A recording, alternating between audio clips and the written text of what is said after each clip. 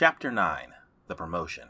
Blue skies. Is there anything more lovely? And this was a real blue sky, not just a simulated one. It had real clouds and a real skyline. Jim could almost make out the Seattle Needle in the distance on his floating screen.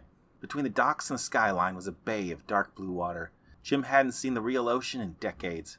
Considering the utter collapse of society, he had expected to see red skies and the flaming skyline full of burning buildings.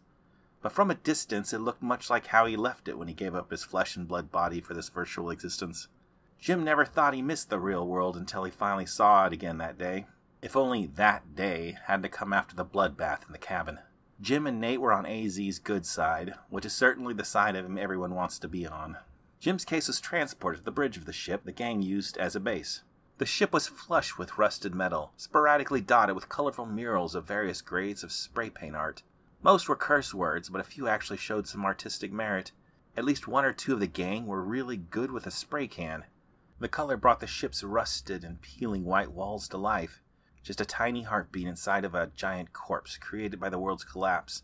If the ship wasn't in dry dock, it probably would have been at the bottom of the ocean. The bridge itself was a strange mixture of beanbag chairs, string lights, rust, and garbage. A few oddly tasteful tapestries hung on the walls, no doubt picked and treasured by AZ himself. His tastes were eccentric but oddly pleasing. It couldn't have been easy to make the rusted bridge of a cargo ship feel homey, but it really did. The blood-stained clothes and towels, though, betrayed the ship's colorful and inviting vibe. This was the home of a monster, and Jim was hanging out with him. "Old man, look at my domain.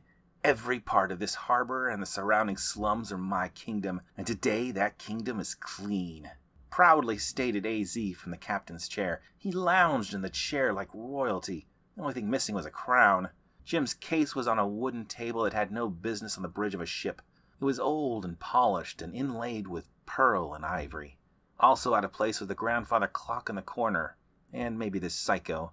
Beside him and well within view was Frankie, who actually did look at home on a ship.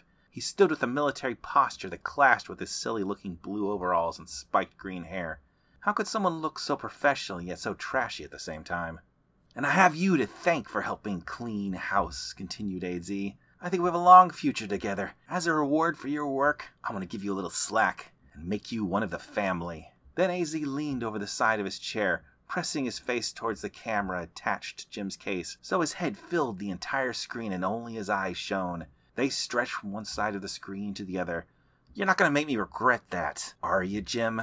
This was the very first time AZ used Jim's name. Up until that point, Jim wasn't even sure the lunatic knew what his name was. Hearing it said like that made Jim wish AZ didn't know his name. It was like the devil knowing you on the first-name basis. No, that would be great," replied Jim nervously. God, the stuttering thing again. Jim hadn't stuttered since he was a child. In the past couple of weeks, it was getting to be a habit. AZ backed away from the camera just a little. Just enough for Jim to see his frightening smile. The young man's crazy eyes, though, still stayed locked on him. His teeth seemed hungry, like they were about to eat Jim's very soul. Then AZ relaxed and fell back into lounging on the captain's chair like some lazy cat. "Good to hear, little guppy," said AZ. Again, back to the fish metaphors. At least it felt significantly less terrifying than calling Jim by name. Better an insignificant guppy than a large, fat fish when sitting in front of this shark. "I have some good news for you, little fish. We found some more bucket geezers the other day, and Nate was telling me you'd be extremely helpful in reviving them. I want you to bring them back to life and fill them in on the power structure we have here. I'm going to make you Lord of the Fishbowl. Would you like that, Jim? You want to help keep the other bucket geezers in line?" said AZ as he turned back towards Jim's camera, while still retaining his relaxed composure in the chair. Even from a distance, his crazy eyes and teeth seemed to dominate the screen. Jim hadn't heard from Nate since the grisly murder the night before. He had expected they might force Nate to clean up the bloody remains, but thankfully some other gang members did so. Jim could only imagine what the scars of doing so might leave on the boy's mind. Matt, Hugh, and Diane took 2 hours scraping and scrubbing the various bits of Bobby off the walls and floor. Jim could hear them from his new cabin just down the hall from the bloody one. When they weren't complaining about the work, they amused each other by playing with his remains. Jim supposed Bob E. didn't have a lot of friends in the gang's ranks. Or maybe they're just all too sick in the head to care. Sure, I can do that," said Jim with as much enthusiasm as he could sadly manage. As much as Jim looked forward to the possibility of some familiar faces from the past, he didn't look forward to telling them about the devil that would be running their lives. Good to hear, J. Him. How do you like that? Or maybe JJ Mr. Fishbowl? Or Fishboy? If you're going to be one of us, you need a new name. What do you think, Frankie? Asked AZ as he leaned back comically to include his right-hand man in the conversation. Frankie just stared forward and grunted. AZ frowned a bit like a child and replied, You're right, Frankie. We can do better than that. I'm going to think about it for a bit and get back to you. Yuppie? Said AZ with a little inquisitive arch in his eyebrow. Then AZ popped out of his chair like a marionette and said, Frankie, grab the fish tank. I want him to see our new toilet accessory. Oh, JM, you're going to love it. Frankie walked over and picked up Jim's case, filling Jim's view with the blue overalls fabric and his chest hair as the camera pressed into Frankie's chest. The muffled voice of AZ then said, No, turn him around. Come on, Frankie. I want to show him something. Frankie grunted and rolled Jim's case around as AZ and him walked down the corridor of the ship. Again, Jim could see the outside world in his floating screen. Another grand tour of the ship, albeit with the destination of a bathroom. There was no way Jim was going to like what AZ was about to show him, but it wasn't like Jim ever liked anything AZ showed him. For several minutes, Frankie followed AZ's lead, with Jim's case in hand through the labyrinthine passages of the old ship. Along the way, they passed several gang members who were still on the ship, crashing between gigs, most drunk. They all greeted AZ warmly like their resident rock star. Frankie stopped at one of the gang members, still holding Jim with both hands. He was a pudgy miscreant with spiked blue hair and matching puffy blue vest, who had just yelled, Hey, boss, at AZ. Frankie said, If you're still here and not delivering those shoes in 5 minutes, I'm coming back here to kick your ass, Dave Z.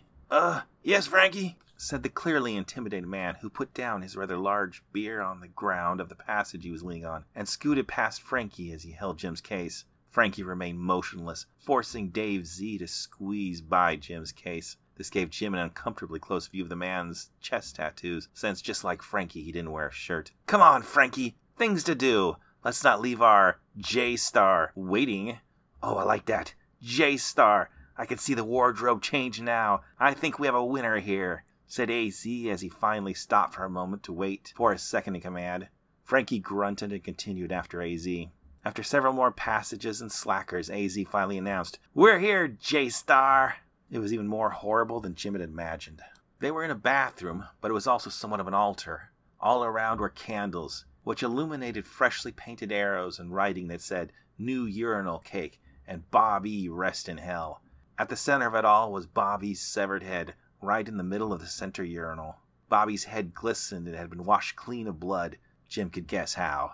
Isn't it great? We've all been taking turns giving him our blessing. Even Diane got in on it. Who knew he'd make such a good urinal cake?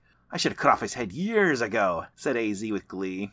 Oh, speaking of which, let me do you a solid. Since you don't have the equipment anymore for it, I'll give him your blessing. With that, AZ pulled out his penis and started pissing on Bobby's head. This one's for J-Star, Bobby. Hope you can feel it in hell, said AZ, addressing the severed head. AZ made certain to coat the whole thing.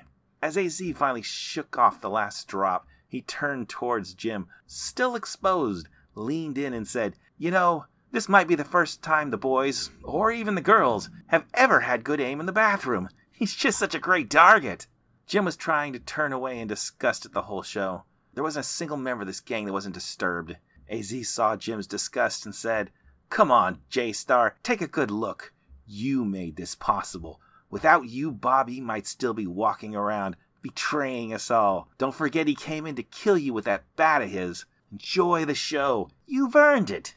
AZ then looked up and said to Frankie, Come on, let him get a really good look. Frankie said in a voice of minor annoyance, If I put him down in piss, I ain't picking him back up. Jeez, just lean in or something. We can't have J-Star miss out on this, insisted AZ. Frankie grunted and lowered Jim's case towards the severed head. Okay, I see him, said Jim in disgust. Frankie lifted up Jim's case again and AZ leaned in as he put his equipment away. All right, good enough. You've really become one of us, J-Star. I see big things in the future for you and I. It's gonna be glorious. We'll be running this town in a year, said AZ with a big grin. He actually seemed legitimately happy with Jim. For once, that grin didn't carry with it the immediate implication of murder. Jim was on the fence on whether or not this was a good thing. He wanted to get away from these psychos, not in deeper with them. Even good news was poisonous in this place. Come on, Frankie, let's get J-Star back to the kid. He's got work to do, don't you, J-Star?